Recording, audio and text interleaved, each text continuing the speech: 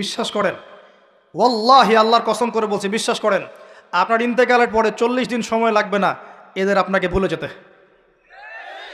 ওয়াল্লাহি আল্লাহর কসম করে বলছি, এই মানুষগুলোর কেউই আপনার প্রকৃত অর্থে আপন নন। আপনার অবস্থানকে তারা ভালোবাসে, আপনাকে তারা ভালোবাসে না। আপনাকে শুধু আপনার রব আল্লাহ ভালোবাসেন। আপনি তার উপর তাওয়াক্কুল করে হারাম ছেড়ে দেন, আপনাকে আল্লাহ পাক বেহিসাব রিজিক দেবে ইনশাআল্লাহ, ইনশাআল্লাহ তাআলা। মানুষ মানুষের অবস্থানকে মূল্যায়ন করে, আপনার পরে তারা আপনাকে মনে রাখবে না।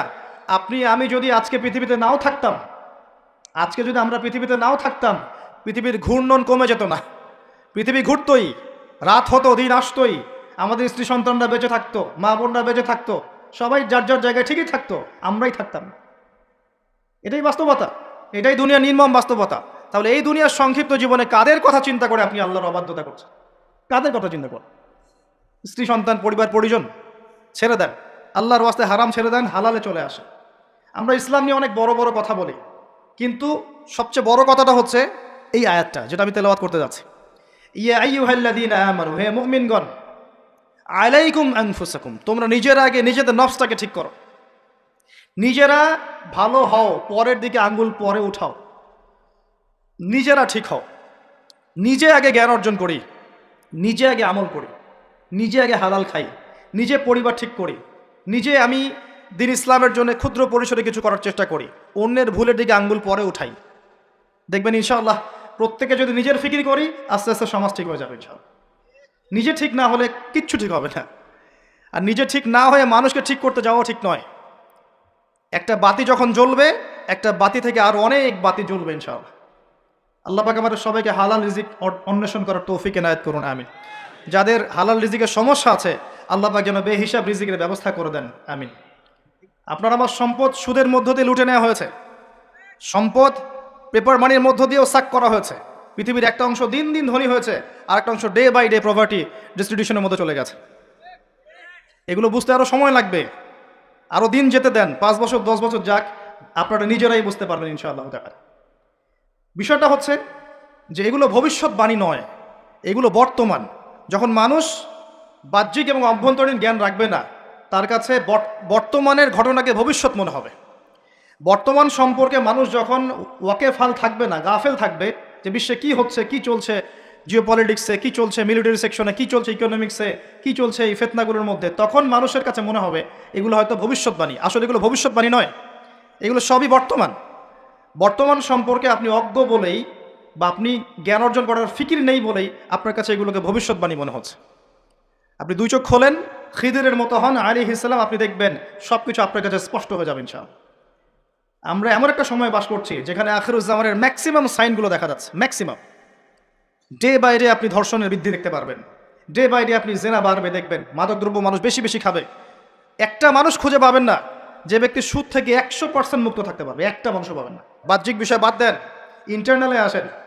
মনে করেন আমি একটা বাসায় ভাড়া থাকি, এখন বাসার মালিক লোন নিয়ে বাড়ি করেছে, আমার মতো আরও 10টা ভাড়াটিয়া আছে, সবার টাকা নিয়ে সে লোন শোধ করছে।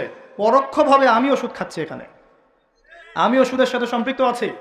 এটা সেই জামানা যে জামানা সম্পর্কে নবী সাল্লাল্লাহু আলাইহি ওয়াসাল্লাম বলেছিলেন যে যে ব্যক্তি সুদ থেকে দূরে থাকতে চাইবে, আখিরুজ্জামানে তার গায়েও সুদের ছিটাফোঁটা গিয়ে লাগবে, কেউ মুক্ত থাকতে পারবে না। টপ টু বটম দেখবেন সুদই কারবারের সয়লা।